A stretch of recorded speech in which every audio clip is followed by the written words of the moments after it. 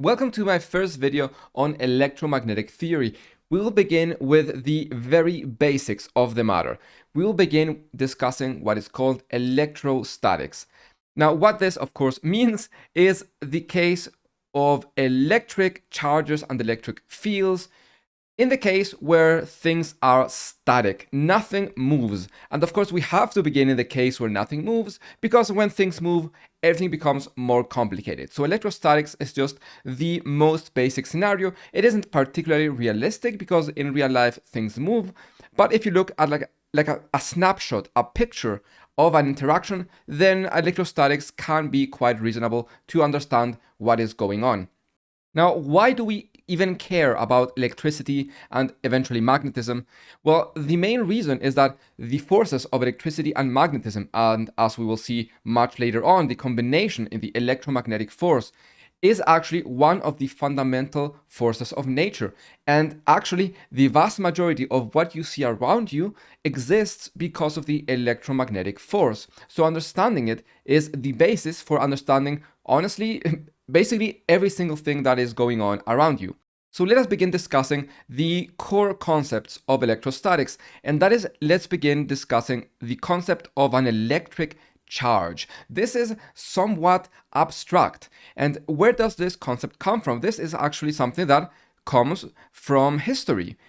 For thousands of years, particularly I believe it was first documented in Greece, it probably happened elsewhere as well, but Greeks were the ones who documented it.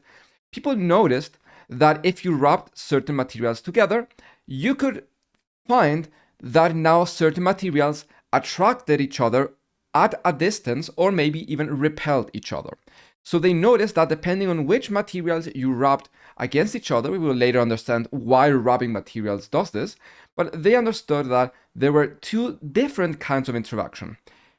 Sometimes they attracted and sometimes they repelled each other. Well, that's not how you spell that, repelled. So there seemed to be two different cases, and with the experiment, they ended up figuring out that there seemed to be two different kinds of this mysterious thing. At that time, of course, they didn't really know what it was made of, so it was just very abstract. So there were just two different kinds. You could call them kind A and kind B, right?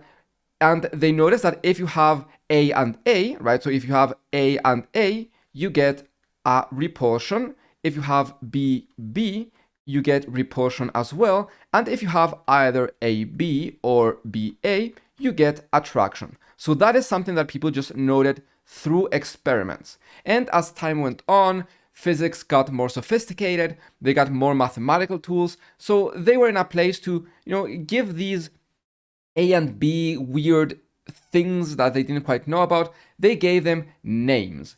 And each one of these is one kind of electric charge, and one of them is called positive, and one of them is called negative. And the reason for their names is simply that they are kind of opposite, right? There are two different kinds. So if you have to think of two different kinds that behave differently, it is quite natural to say, okay, positive and negative. You could have called them 1 and 2, blue and red, or green and yellow, I don't know.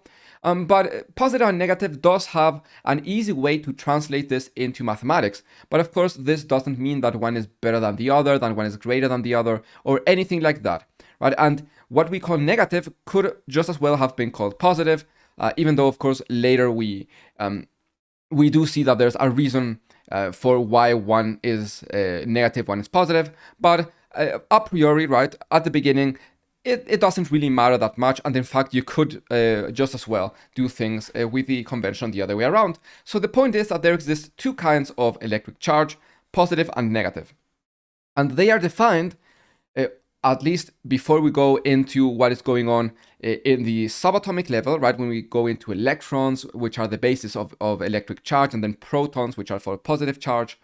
But for now, all that we care about is that their combinations give us different kinds of interaction. Again, positive plus positive gives us repulsion, negative plus negative give us repulsion as well, and then we have that any combination, so negative and positive or positive and negative, they both give us attraction. Okay, so that is the point. But all of this, as you may notice, is it's very qualitative, right? There's no way of putting this into numbers, into actual math, right? If you want to calculate, well, how much of this positive or negative charge do I need to move something, right? If you want to understand movement through electromagnetic, or for now simply electric charges, you have to understand the forces behind it, right? Movement comes from forces. So how do these charges exert a force on each other? Well, here's where a very famous physicist, Coulomb, I believe he was French, Coulomb, he started doing a lot of experiments, and he simply took a whole lot of charges and simply recorded how much force they applied on each other. Right? And he basically did a little graph. Of course, this is simply a representation. This is not the actual graph. And he was, okay, so how much force do I get on a certain charge if I vary the other charge, for example? So let's say we usually use the letter Q for charge. So let's say that we have one charge here. I put a subscript 1 because we have two charges at play, right? We have one that acts on the other. So of course we need to put a subscript there. So this is the force, let's say, on charge 2, even though it doesn't matter, it could be the other way around. But what he noticed is that when you increased the charge, you also increased the force, right? It was directly proportional. And this, of course, is true for both charges. What else did he find? He also tried taking the same charge, so not varying the magnitude of the charges, but rather changing the distance, right? So he said, okay, what happens to the force if you change the distance? Now, usually we use the letter R for distance. Why? Because if you have a charge, which are usually considered to be point charges, that means that it is basically a charge that it has no size. It is so small that it is a simple point. Then this attracts everything around it in a sphere, right? Of course, I draw a circle here because it's 2D, but think of it as a sphere. And maybe I just do these like lines that people like to do on spheres.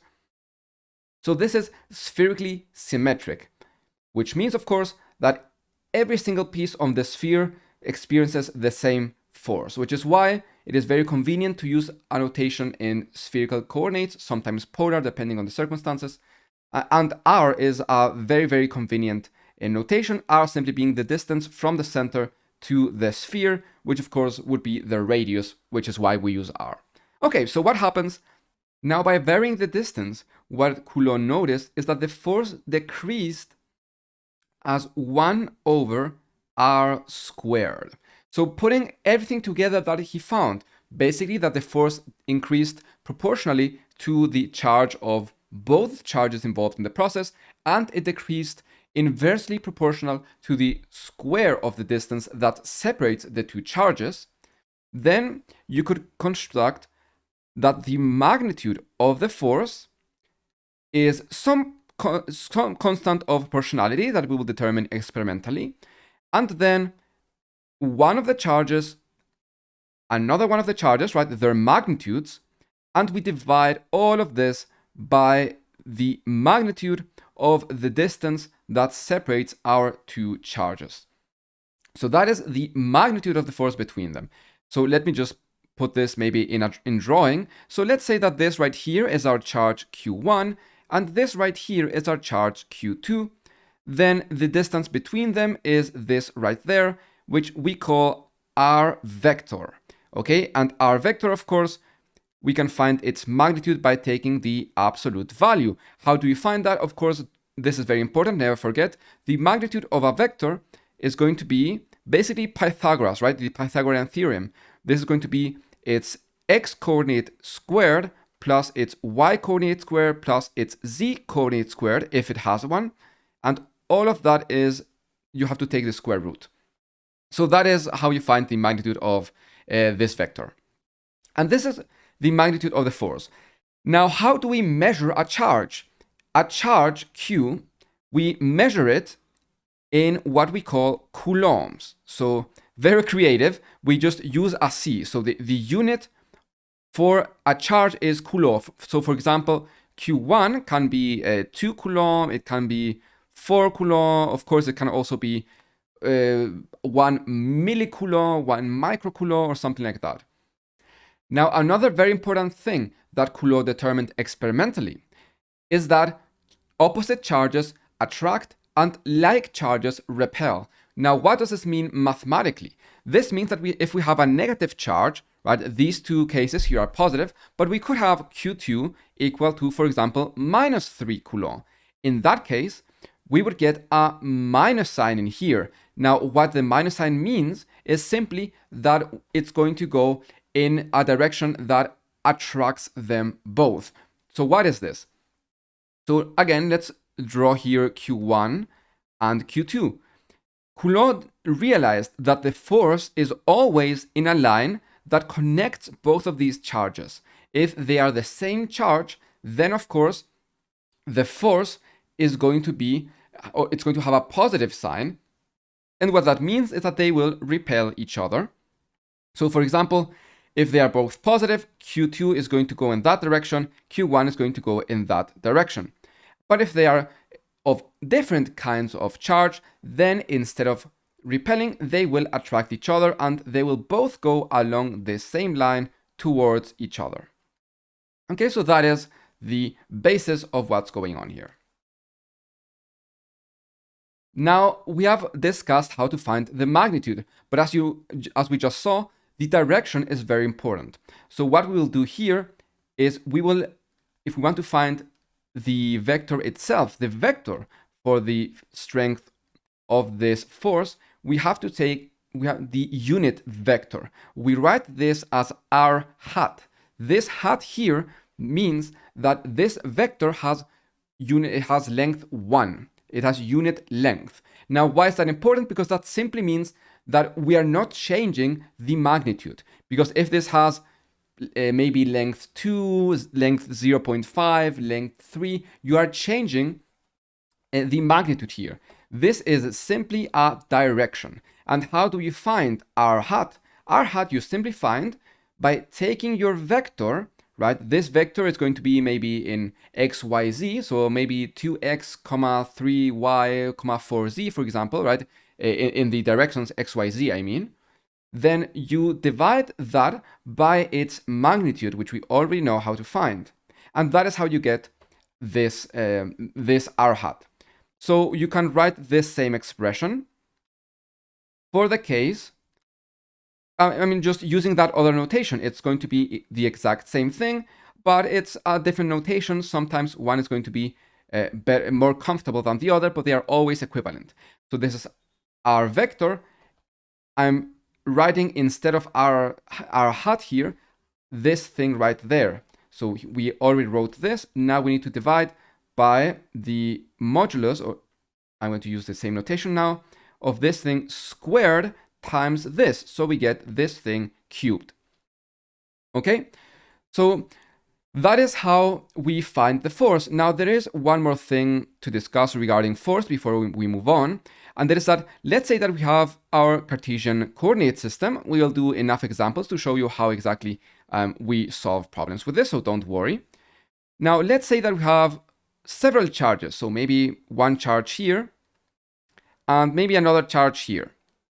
Now, notice that our coordinate system is no longer on top of one of them, right? Because if our coordinate system was exactly right in its origin, there was one of the charges, then finding the other one, so for example, if this is Q3, finding this force is very easy because this would be vector r, and simply its y coordinate is this and its x coordinate is that. So when one of the charges is in the origin, things are very easy and we can use this notation right there. So always, whenever possible, we want to set up our coordinate system on top of the electric charges so that we simplify the mathematics. But that will not always be possible. And when that is the case, when it is not possible, then we will have something that looks like this. A vector that goes from one of them to the other, right? But unfortunately, now this is no longer on the origin.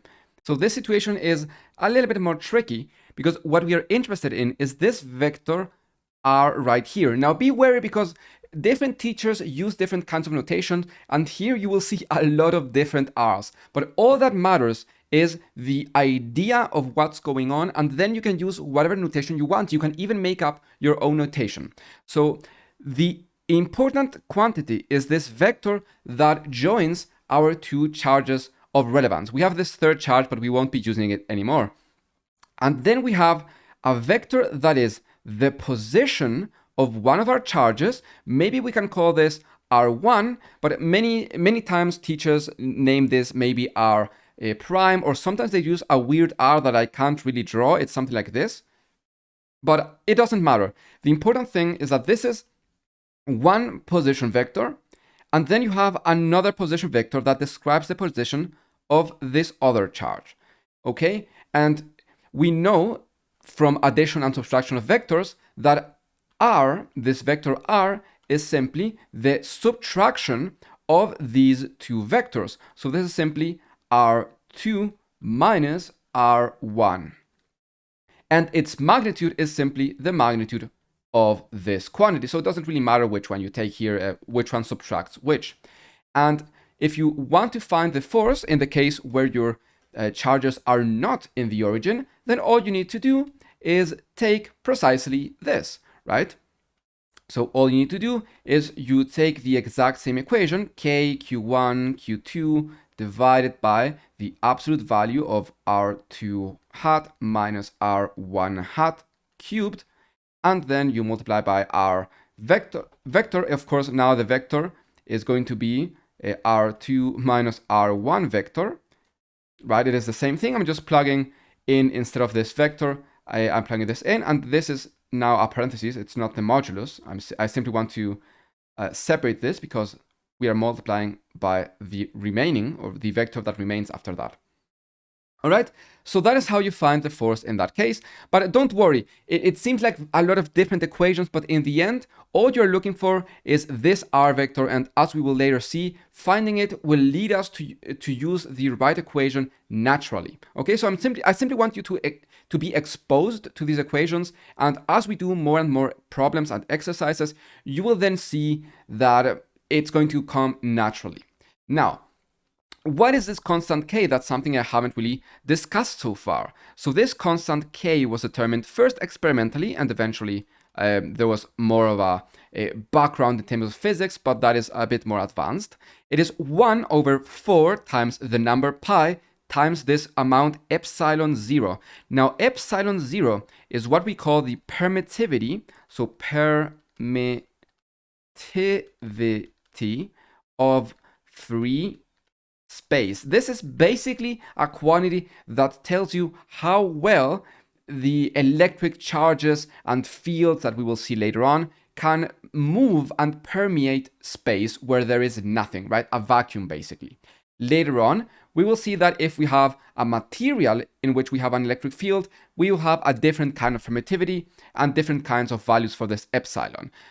For now, epsilon 0, this is something that is 8,85 times 10 to the minus 12 Coulomb squared Newton times meter squared. You can find the units, of course, if you take a look at the units of the force, because you know that force, right? Force has units of Newton. And what units do you have here? You have whatever units K has, which we don't know yet, at least if you are going this route. Then we have two charges, which have Coulomb squared, right? Each one has Coulomb. Then we have meters here and meters cubed. So we divide by meters squared. So from here we can find the units of K. So the units of K are Newton meter squared divided by c squared. But of course, we are not looking for K. We are looking for the units of 1 over 4 pi epsilon 0. 4 pi don't have units. They are numbers. So we can flip this around, and we get that epsilon 0 has units of c squared over n, which are newtons, m squared. All right, I dropped the 4 pi. I didn't write it because it doesn't have any units, and we are only worried about units there. So that is just a way in which you can remind yourself of what the units of epsilon 0 are if you ever forget. And what is the value of k itself? K has a very easy value.